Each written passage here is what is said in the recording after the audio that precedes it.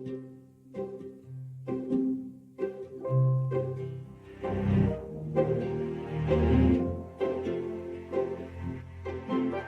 and welcome to the Violin Chronicles, a podcast in which I will attempt to bring to life the stories surrounding the famous, infamous, or just not very well known, but interesting, violin makers of history. My name is Linda Lespe. I am a violin maker and restorer. I graduated from the French Violin Making School some years ago now. I currently live and work in Sydney with my husband Antoine, who is also a violin maker and graduate of the French school, l'École Nationale de Luthier in Mirecourt. As well as being a luthier, I have always been intrigued with the history of instruments I work with, and in particular, the lives of those who made them. So often when we look back at history, I know that I have a tendency to look at just one aspect, but here my aim is to join up the puzzle pieces and have a look at an altogether fascinating picture. So join me as I wade through tales not only of fame, famine, war and plague, but also of love, artistic genius, revolutionary craftsmanship, determination, cunning and bravery that all have their part to play in the story of the violin.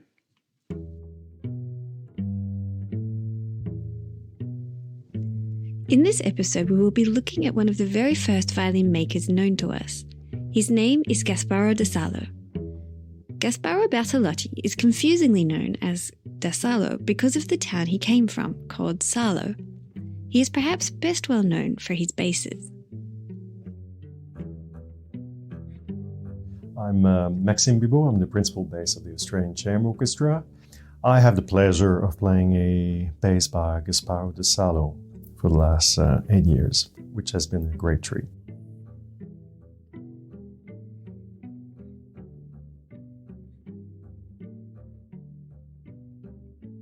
So Gasparo da Salò, maker of the double bass I get to play every day, was born in the mid-1500s and past early 1600s.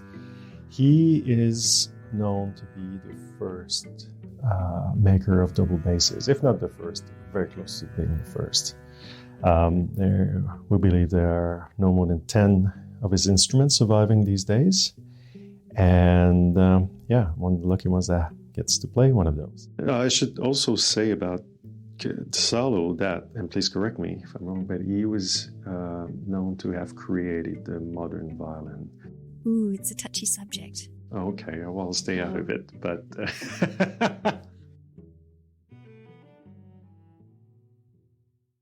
To answer some of my questions about Gasparo da Salò, I had a chat with John Dilworth, a violin maker and restorer in England. He is one of the people who literally wrote the book on Brescian violin makers called Luthier in Brescia. Here he is. Well, there's two people at the beginning of the violin, Gasparo da Salò and Andrea Amati in Cremona. And it's still very moot which of them made the first violin. Nobody really knows. Gaspar, well, in all the old literature, they all say without any doubt that Gaspar invented the violin, but subsequent research finds that Amati and Gaspar were working at the same date, and the big problem is that in Brescia, all the violin makers in Brescia, they never put the date on their label, which is really annoying. So we don't actually know when any of them were made. Whereas in Cremona, right from the get-go, Andrea Amati was always very careful to sign and date his labels, so we know where we are with those. The jury is still out as to the birthplace of the violin. Was it Brescia? Or a small town 40 kilometres south, in Cremona?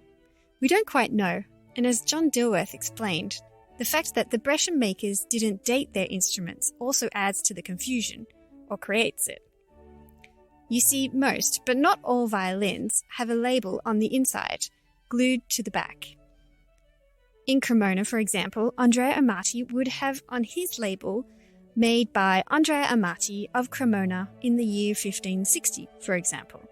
But in Brescia, these labels would have Gasparo da Salò in Brescia, with no date. A lot of these labels were printed and the date filled in by hand. You see, the printing press came at about more or less the same time as the violin, and I imagine that it would have been terribly modern of them, and a question of pride to have a printed label. So herein lies the conundrum. One group dated their instruments, and the others didn't. But then again, why would you? Artists at that time didn't necessarily date their paintings. And perhaps Gasparo da Salò identified more with the painters in his city than anyone else. Who knows?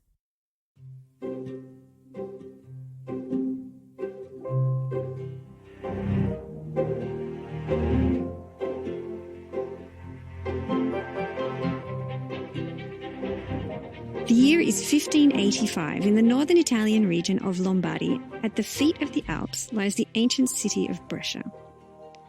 The city is a hive of activity, full of wealthy merchants and tradesmen. The Brescians are renowned for their lavish dress made of costly fabrics, their lively jousting tournaments, their production of superior weaponry, and their music. Not only their music, but their talented musicians, and most of all their instrument makers. It was around about this time that a recent arrival was becoming more and more in demand amongst the instrument makers of Brescia, and they were the instruments of the violin family. If you took a stroll down one of the busy streets near the city centre of Brescia and turned into the Contrada della Corsair, you would eventually happen upon the workshop of Gasparo Bertolotti, one of the most popular violin makers in Brescia.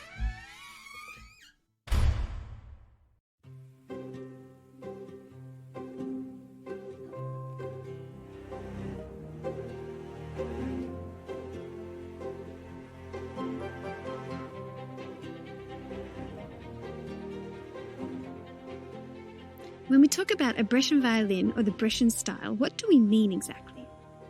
Well, we are mainly talking about a period in the city of Brescia from the middle of the 1500s to the middle of the 1600s, where the instrument makers worked in a particular fashion and their instruments have characteristics that we would recognise as being unique to them and the Brescian school.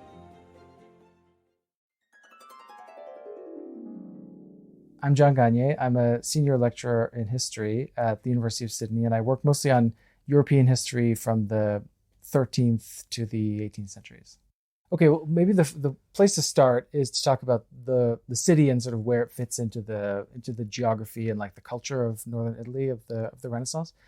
And I suppose so. One of the things is that its place, there's a kind of old Roman road that runs from Venice to Milan, and on that Roman road you have Padua, and then Vicenza, Verona, Brescia, Bergamo, Milan. So they're all kind of like that's a string of cities that over the course of the sort of late Middle Ages were in this tug of war between Milan and Venice. And Brescia is kind of one of those. It's one of the larger cities, and what makes it interesting in relationship to Venice is that it's an older city. So Brescia is a Roman city, and you can see it when you go to Brescia today. The old Roman Forum ruins are right there in the middle of the city. Venice, by contrast, was founded in 421. So last year was its 1600th birthday.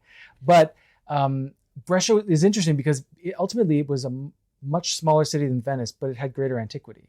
And so the people who lived in Brescia were very proud of their ancient heritage. But over the course of the 15th century, starting in 1426, they fell under Venetian rule. So from the 1420s until the 1510s, basically, Brescia was a Venetian city. The other thing to sort of introduce here in terms of the 16th century is the so-called Italian Wars, or the Wars of Italy, which started in the 1490s when the French kings invaded, and Brescia was sacked violently in 1512. By 1512, it was a city of about 50,000 people, and about 30,000 people died or fled after the sack.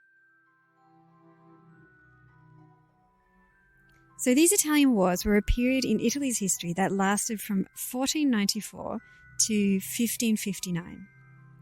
Gasparo Bertolotti, or Gasparo da Salò as he's known, was born sometime in 1540. So he was almost 20 when these wars finally ended. It's quite hard to keep track of who was fighting who, but basically the French army arrived and everyone started fighting everyone else in a complex power struggle. Involved were France, Spain, Milan, Venice, the Pope, the Habsburgs, the Holy Roman Empire, Flanders, Even England and the Ottoman Empire wanted a piece of the action.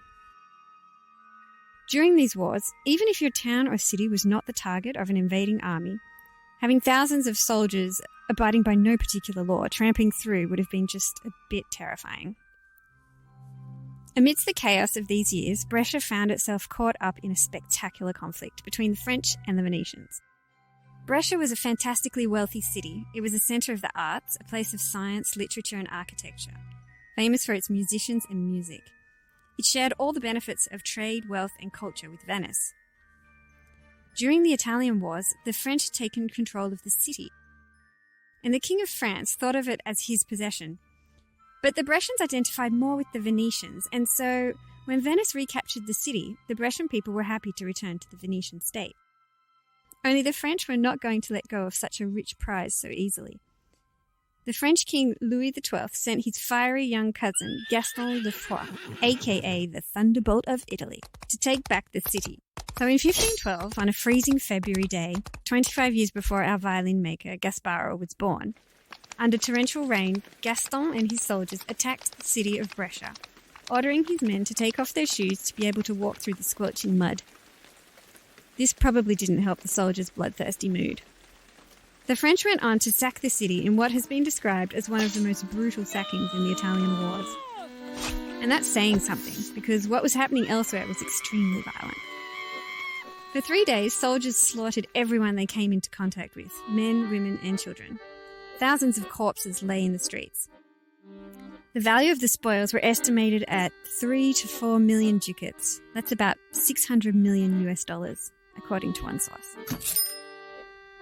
4,000 cartloads of goods were taken away, and many of the French soldiers, after the sack, just went home. They had just hit their biggest payday. This ended up creating a crisis for the French army as they lost so many soldiers, retiring basically. The French eventually left Brescia, or what was left of it, to Venice. But did they give up?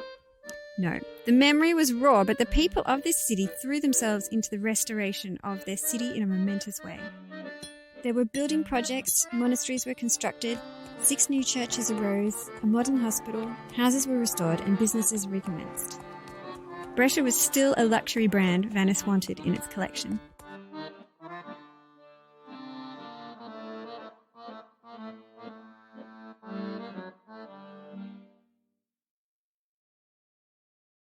What, you are asking yourself, do these Italian wars have to do with violins? Well, the ransacking and destruction of the city during Gasparo's parents' generation created a sort of post-traumatic growth in the city during De Salo's lifetime. And this is when the violin emerges.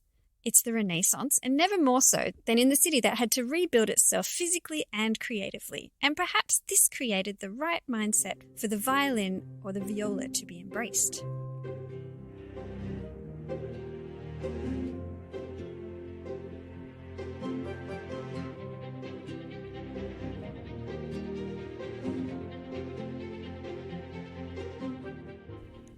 John Gagné.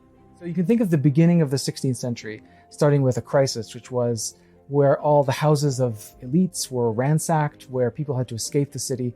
And it took basically the rest of the century to recover from that experience at the beginning of the 16th century. So by the time we get to the sort of violin makers of the 1530s through, 1590s, that's part of the story of cultural recovery is, people coming back into the city, having reasons to spend money and, to build up artisanal, culture again.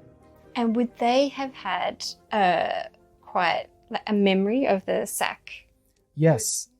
So Gasparo, for example, would his parents have lived through it? Yeah, probably. But actually, to give you an example, there was a mathematician named Niccolò Tartaglia who wrote a book of, math book basically in the 1550s.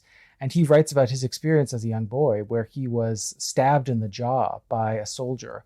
And the reason his last name is Tartaglia is because that's the Italian word for stuttering. Basically, his mouth was so disrupted and, injured.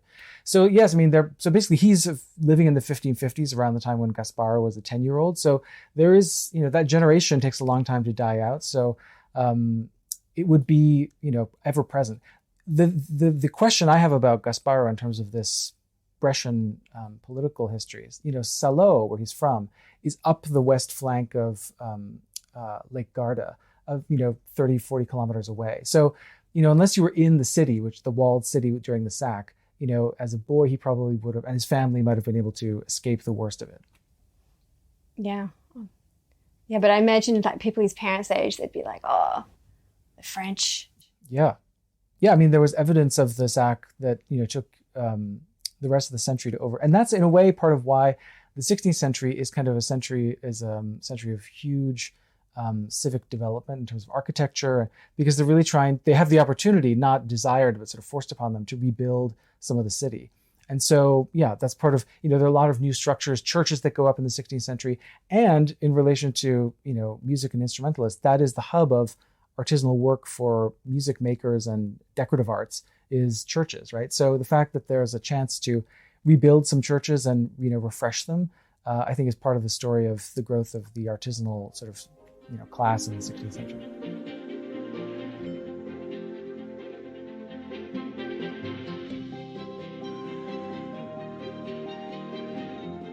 So we find ourselves with these early violin makers in a city rebuilding itself, literally.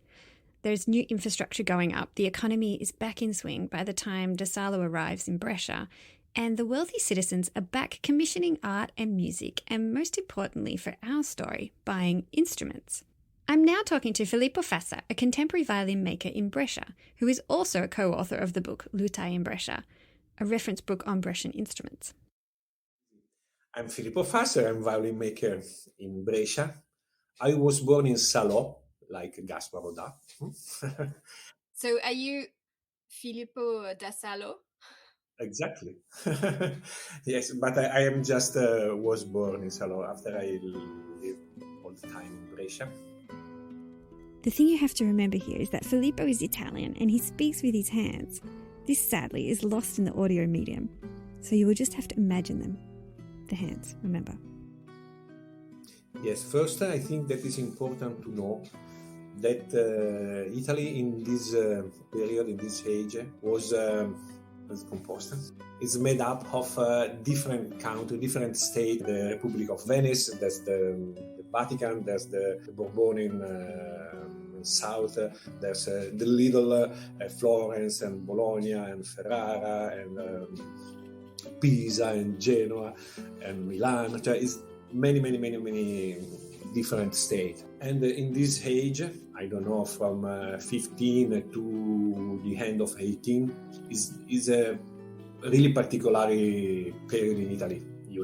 Is the Renaissance. Is the all kind of arts develop really fast, and the rich people, particularly also the Pope, but not only the king, the different kingdom, was wanted to have the better artists and the arts in general.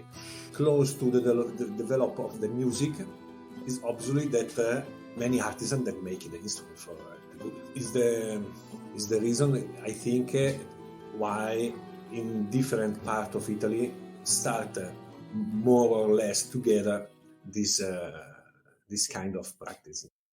So we have competing city-states in Renaissance Italy, all trying to outdo each other in art and music. Could this be the reason the violin appeared on the scene in Brescia and other areas at around the same time? Remember, after the sack of the city, it was almost as though they had to start from zero again, and perhaps this was the perfect environment for a new instrument to make its mark.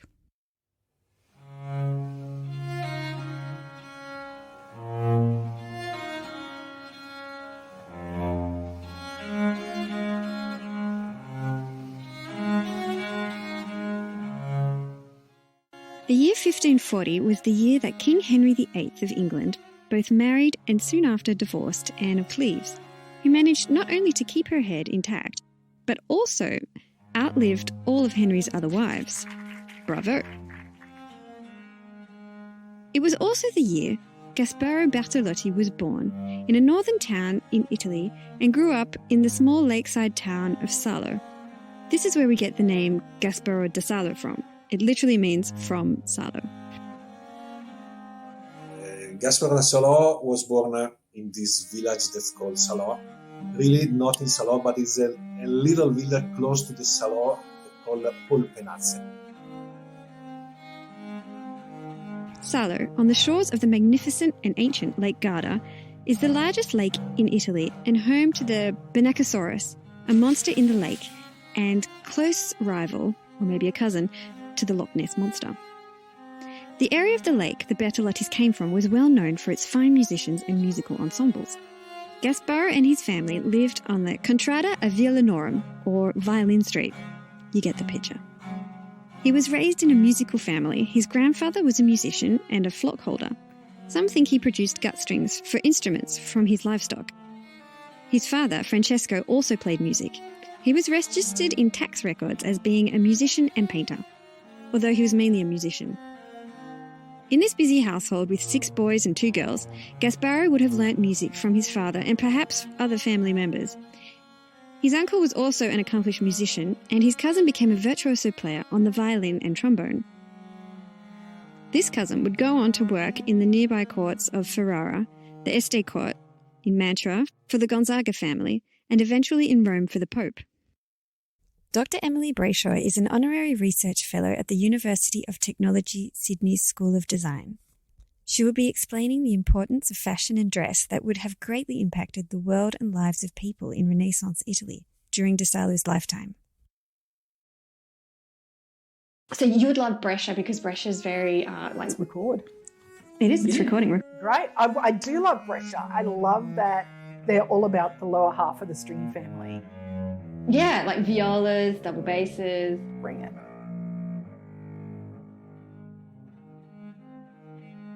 And like Brescia's kind of a really great place to get yourself established because it's sort of located on this frontier between Venetian and Milanese states.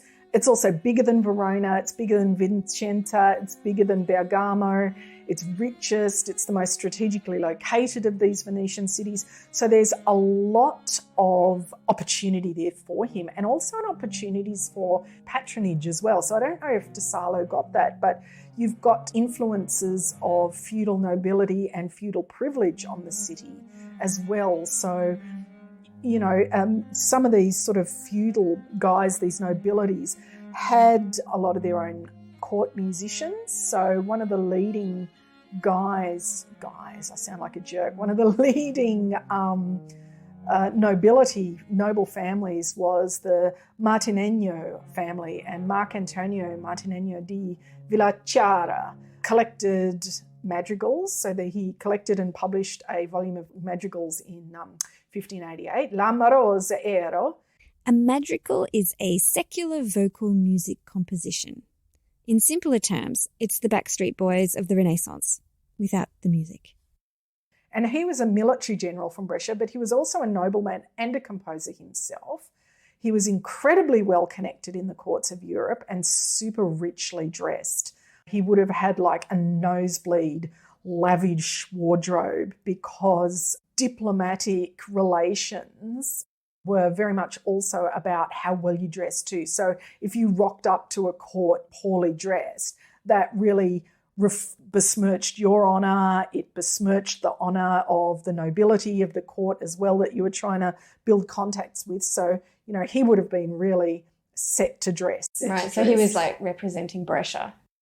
Yeah. And Venice as well, like in the state of Venice too, like represent, he actually lived in Villachiara, which is kind of halfway between Brescia and Cremona.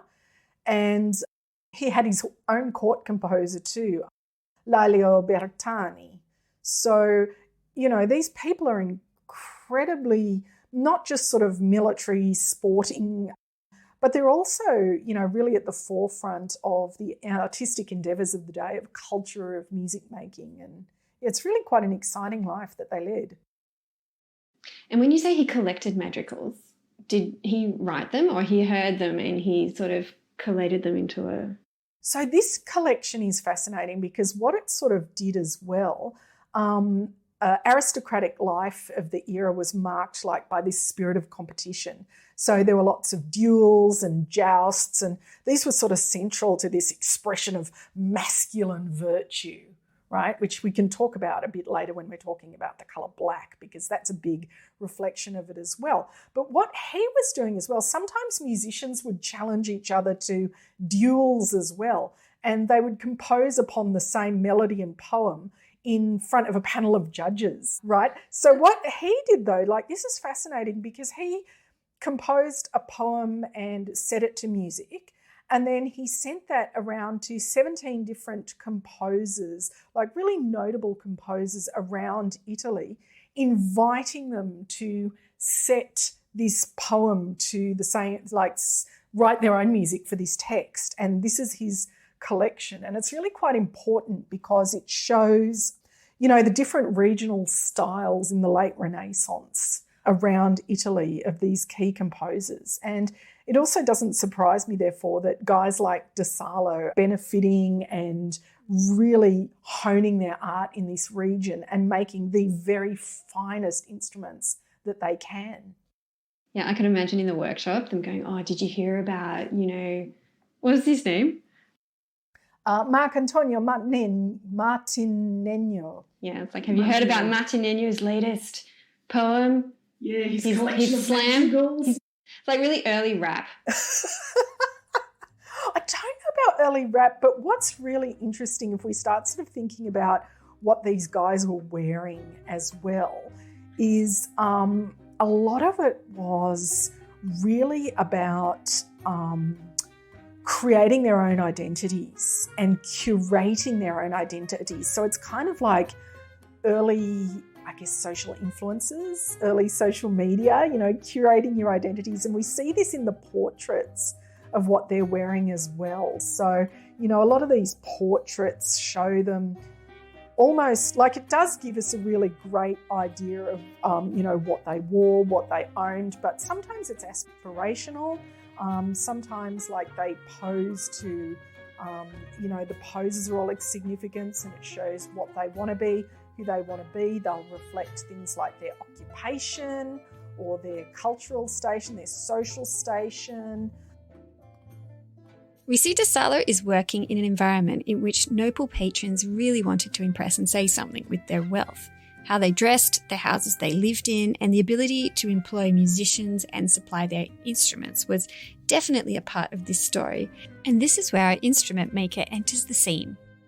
His profession places him between worlds, much like the musicians of the day whom he would have spent a lot of time with. John Gagne, again, speaking about what it would have been like to be a musician at this time and the Gonzaga court. There is a whiff of disreputability associated with the theater, but of course musicians also work in churches and music also, you know, there are theorists of music who are becoming quite renowned and respected. You know, performers who are taking on a life, you know, that brings them in shoulder to shoulder with princes and that kind of thing. So I imagine there's, you know, kind of depends on who you are, right? Like if you're a rough and tumble commedia dell'arte troupe who's traveling, you know, city to city, you're not going to be necessarily invited into great company.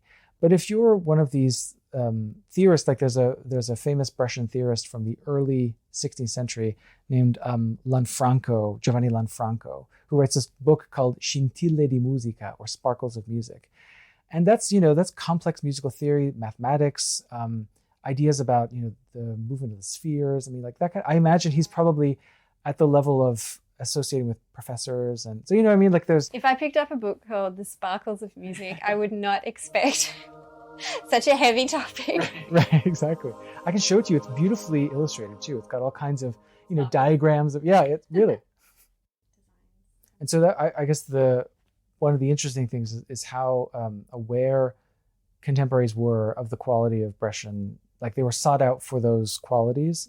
The two that I was, you know, trying to remember to talk about today were, you know, the Archduke of Tyrol, who has more than one Brescian instrument, and they're kind of like extravagant instruments.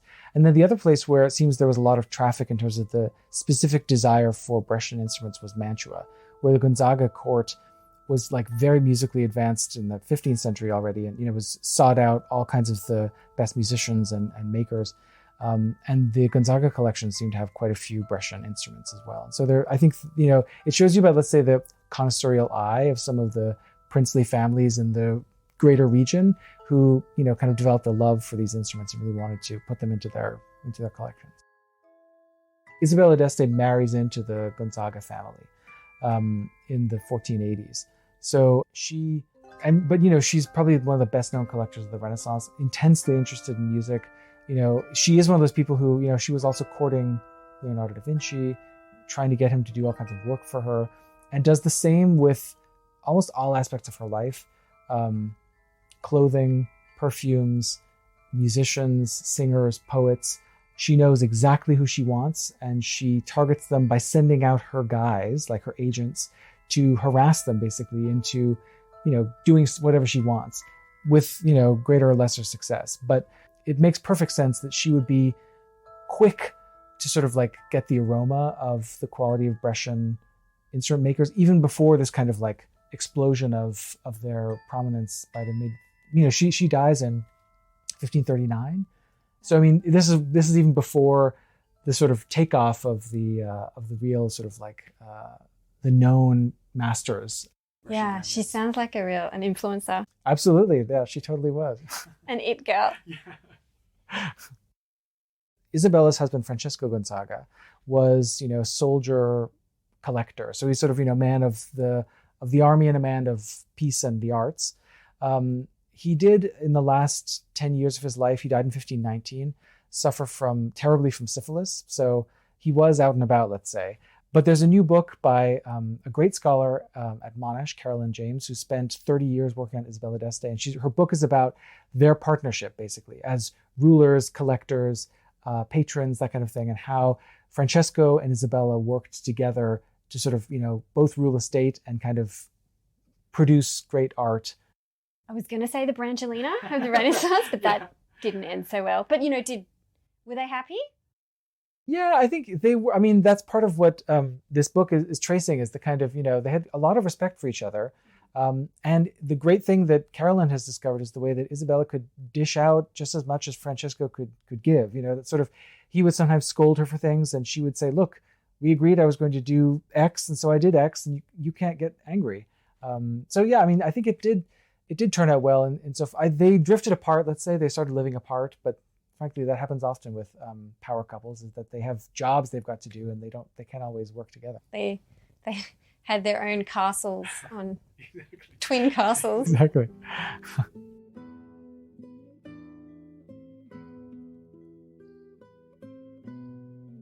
The Gonzaga court where Gasparo's cousin worked had a long history of patronising the arts. And when historians talk about the importance of Brescia in the history of instrument making, they will often refer to Isabella d'Este, who in 1495 ordered a set of viols from an unknown luthier in Brescia. If Isabella had ordered them from here, believe me, it must have meant that they were the best. You see, Isabella came from the important house of Este in Ferrara. Growing up, she was given an excellent education, and her little sister, though she loved her dearly, was her main source of competition. They took sibling rivalry to the next level. At the age of 10, the Duke of Milan offered for her hand in marriage, but she was already promised to the Marquis of Mantua. You had to be fast with these things. But no problem. Isabella's little sister Beatrice was free, so he accepted her. A wealthy, influential d'Este bride was still a wealthy, influential d'Este bride. This meant that her younger sister would be a duchess, and she was just a marquise. 1 point to Beatrice. The two sisters were both intelligent, trendsetters, and very wealthy women of their day. Leaders in fashion, patrons of the art, and in Isabella's case, an astute diplomat. If you can remember the Italian wars we were talking about previously, the Duke of Milan, Ludovico Sforza, he was that bright spark who invited the French to invade Naples, and then all hell broke loose. Well, that was Beatrice's husband. Isabella's husband, on the other hand, Francesco, was Captain General of the Venetian armies. So while he was off fighting whoever was attacking them at the time, Isabella was literally holding the fort back home, probably grinding her teeth, wondering what her genius brother-in-law would do next. Despite the whole wars, invasions, and sacking of cities thing, the sisters still managed to compete in their own way. Beatrice was rubbing it in that she had 2 healthy sons, whilst Isabella was finding it hard to fall pregnant. And when she did, she had girls. Well, Isabella is also an accomplished musician, so when she adds to her collection of beautiful Renaissance objects, she has a set of viols made in Brescia. So you can imagine these were the best money could buy.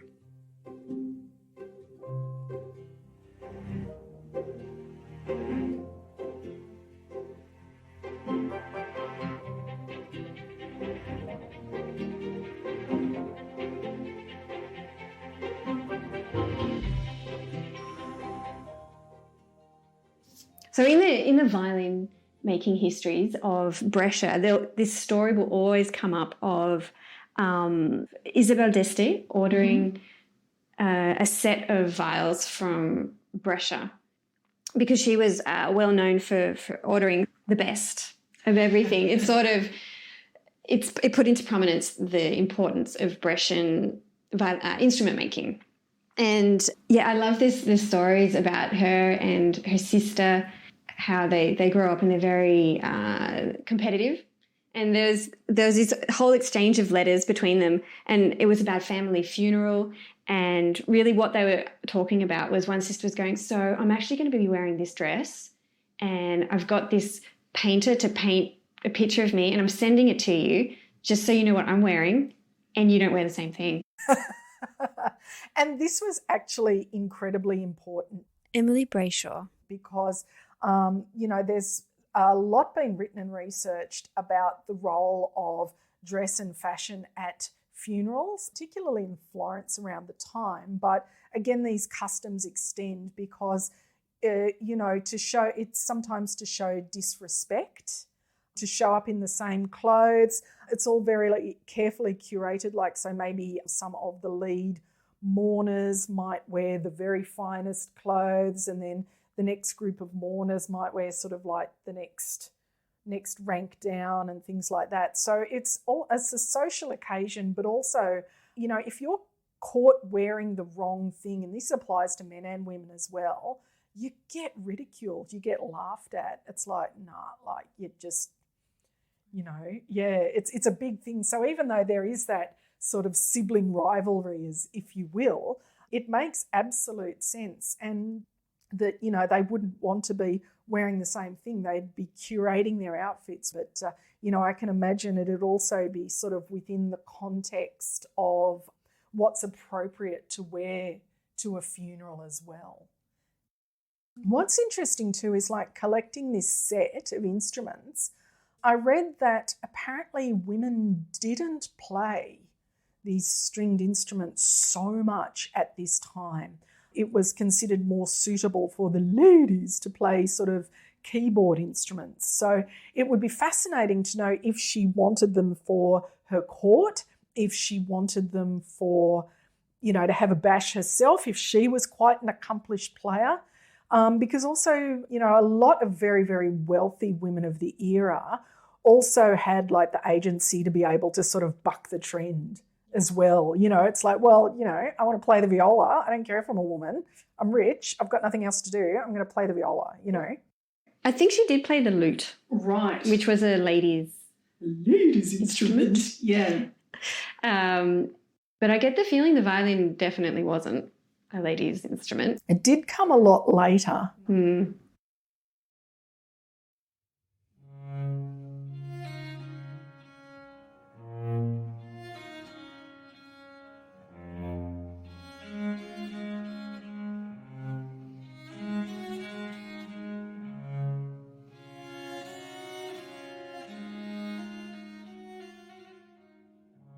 So far, we have looked at the environment in which our violin maker lived, the history of the city, the different ways people would display their wealth, and what they wanted to portray to people through how they spent their money. It's the Renaissance, and art is a big thing, but what are people listening to? Although we call Gasparo da Salò a violin maker, he in fact made many different types of instruments. Gambas and viols were extremely popular and would have encompassed a large part of his production. Music made on these instruments would have filled noble houses and courts of the day. Here I'm speaking to Danny Yeadon about these instruments. So my name's Danny Yeadon, and I play the cello and the viola da gamba, and I have a full-time post at the Sydney Conservatorium of Music as a lecturer in cello and chamber music and historical performance. The main transition that happened in terms of compositional technique from Renaissance into the Baroque was one from polyphony, which was the predominant technique of the Renaissance, where all the people involved get a chance to sing or play the key melodies. So the transition was from that to what's called monody, or sonata writing, where one instrument is the predominant instrument for the melody. Monteverdi is a good example, actually, because he left us all these wonderful madrigals in which the part writing is pretty equal, but he started to explore more soloistic, if you like, or idiomatic writing for the voice in pieces like the Vespers and his operas like Orfeo. So my most familiar context for a consort is viol consort playing, because I play the viol, which of course is the family of instruments that predates the violin family by a couple of hundred years, and originally comes from the viol, which is the medieval equivalent of the viol. A viol consort consists usually of one or two treble viols, one or two tenor viols, and one or two bass viols, and they're all instruments that are played. They rest on the lap, and they're played with an underarm bowing technique. A lot of it does, of course, originate in dance music, galliards and jigs, yes. Is that easy to do on the viola, or is it easier on a modern instrument, the sort of the Baroque, more the sustained note for a very long time? Is that, as you're playing, do you find, as you're playing different types of music, that it's easier on your period instrument, or is it easier on a modern instrument to play different types of music? What's interesting is that the early instruments, the viol and the cello, when it's set up as a Baroque cello, in conjunction, so with gut strings, and then in conjunction with a Baroque bow, which is of course tapered, it's easier to emulate speech and to get nuancing into the sounds with a tapered bow than it is with a modern bow, because a modern bow is with the heavier tip, and likewise with a viol, a bass viol, and a viol bow, which is also long and tapered. It's actually easier with the modern setup to play long legato phrases than it is with historical instruments. So it's as if the historical instruments were designed for lots of rhetorical nuancing and ease of articulation, and with a modern bow with its heavier tip, it's easier to play these longer sustained notes and phrases. To some extent, the materials inform us about how to play the music, that's fascinating in its own right. So the French, there was a certain amount of consort writing in France, but the French really championed the bass viol, or the viol de gambe, as they called it. And there were a couple of composers that really particularly championed the instrument and wrote much more soloistic music for it in the 17th century. So that was Marais, and also Antoine de Forqueray, I think he's called. Forqueray. It's fun to pronounce. There was Foucault, the scientist, wasn't there? Yeah. In England, it was played both in courts and in relatively wealthy households. Pretty sure also in the courts of northern Italy. And I imagine the same was the case in France and Germany. France and Germany had multiple composers that championed the viol family and wrote obligato lines for the instruments within larger works. So Bach, for example, included it in some of the most poignant arias in the Passions. And would the nobles play as well, or is that seen as what was sort of the role or reputation of a musician? Yes, so there were nobles who played and engaged musicians in their courts. So and quite a lot of the nobility were into playing these instruments themselves, and the wealthier ones they had multiple musicians in their employ. There were probably both musicians playing instruments from the viol family, but also the violin, and actually the flute was a really, really popular. The Baroque flute was a very popular instrument with male nobility. Right. Like I've seen in several museums in Europe walking sticks that doubled up as Baroque flutes. So, You never know when you need to like whip that out. exactly. Start. Just play a tune to, Start to piping up. appease the enemy.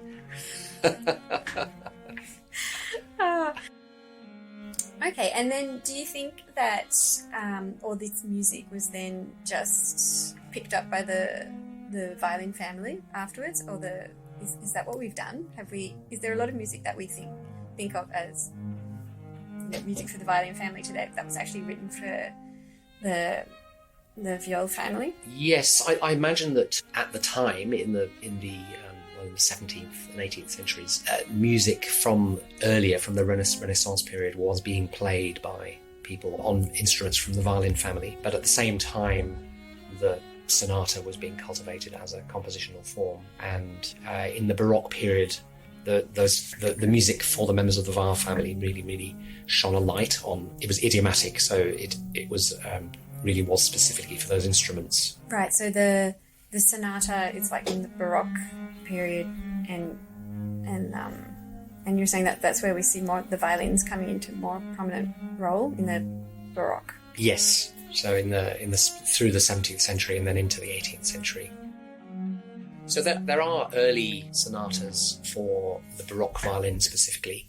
Quite a lot of those are from Italian composers like Castello, and so ornamentation is a whole feature of music throughout the whole period. So a lot of the composers from the Renaissance period wrote out ornaments, in addition to expecting players to do their own ornamentation. Whereas as we move into the Baroque period, there's a sense that composers expected the players to do more of their own improvisation. So we have examples, for example, Corelli's violin sonatas. Corelli has it's wonderful. The Opus 5 sonatas, the original manuscripts and engravings show a simple version of the violin part above the basso continuo. And then above that, Corelli writes out his own ornamented version of the simpler version of the melody. So that really gives us an idea of what composers expected musicians to do spontaneously. Yeah, I get the feeling that the music was very open to interpretation, and the musicians themselves could add their personality to the works. Yes. A lot more so than today. Yes, that's definitely the case in my opinion. Yes, I think we've become very allied to the score these days, scores from through the ages. But we do know from pedagogical writings and treatises that musicians were expected to very much to have their own input. Increasingly, you're seeing brave musicians who are writing their own cadenzas from music of any period. Yeah. So, it's like they're saying, this is your improvisation, okay? Yeah. And we've become quite, like today, if you just went off and started mucking around with adding all ornamentation to a very well-known piece, it might be a bit shocking. Yes. Although there is a return to that practice. Yes, lots and lots of brave performers are doing that more and more. And do we get the word concert from the consort? Quite possibly, yes. Yes, I'm not 100% sure, but that's a plausible... I'm going to a consort? And it turns into I'm going to a concert? Concert and concerto, of course. Oh, so the Brandenburg concertos are a very good example because there are many different instruments involved from one concerto to the next. So it's as if Bach wanted to give a real solo highlighting spot to instruments in turn. And that's where you needed a quite powerful instrument. Yes. And he wrote for violin. He did. Or did he write for? Yes. Yeah, it was much more for the violin family than for the viol family. In Brandenburg 6, that's scored for 2 violas de gamba. Okay.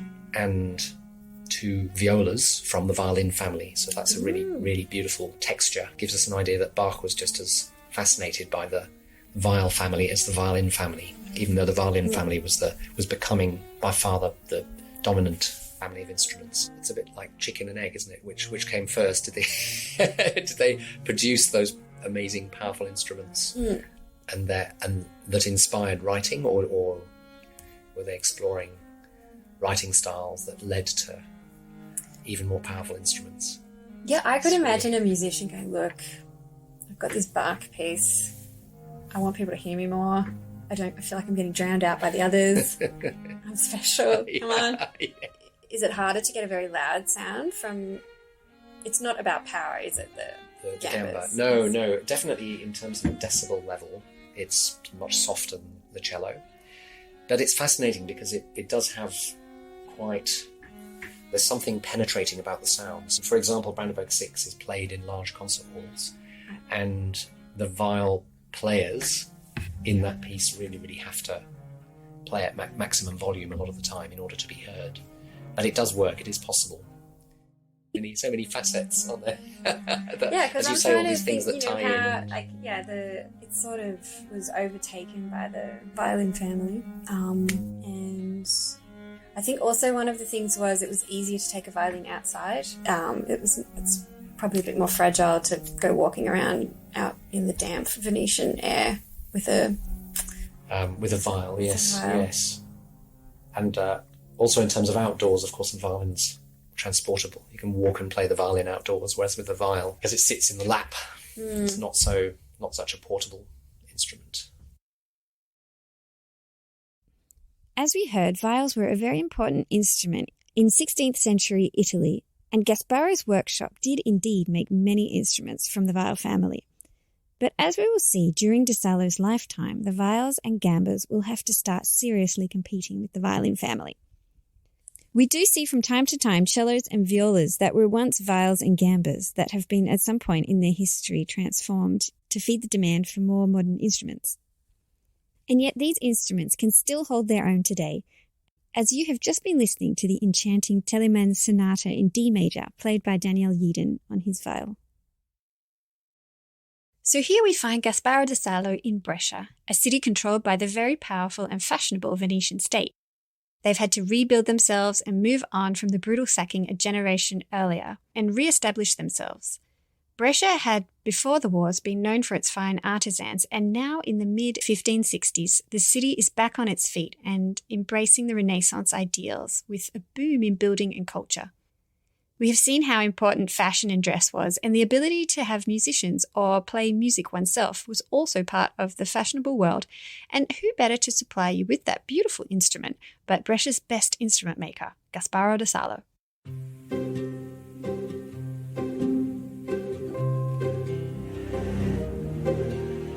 I hope you have enjoyed this first episode of the Violin Chronicles about Gasparo da Salò. I wanted to convey an idea of the world in which he operated, that in some sense is not so different to the one we live in today. In the next episode, I will be looking into this instrument maker's life and his own family dramas. It's a story of war, plague, musical innovation, love and loss.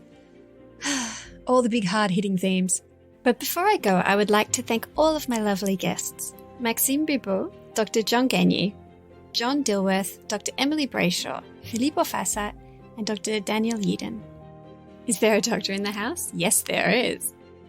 I would also like to thank the Australian Chamber Orchestra for their help and cooperation, and to you, the audience, for listening. In part 2, we'll see what happens to Gasparo when he moves to Brescia and sets up his workshop. Gasparo is starting to look a bit like a Renaissance Mrs. Bennet, trying to find spouses for an array of family members, and at the same time run a successful business. I am Linda Lesby, and I hope you'll join me for the next episode of the Violin Chronicles. If you would like updates on future episodes, please subscribe to the podcast. If you'd like to contact us via email, there is theviolinchronicles@gmail.com. And if you want to follow us on social media, you can follow us on Instagram at The Violin Chronicles or on Facebook at Lesbets and Camden Fine Violins.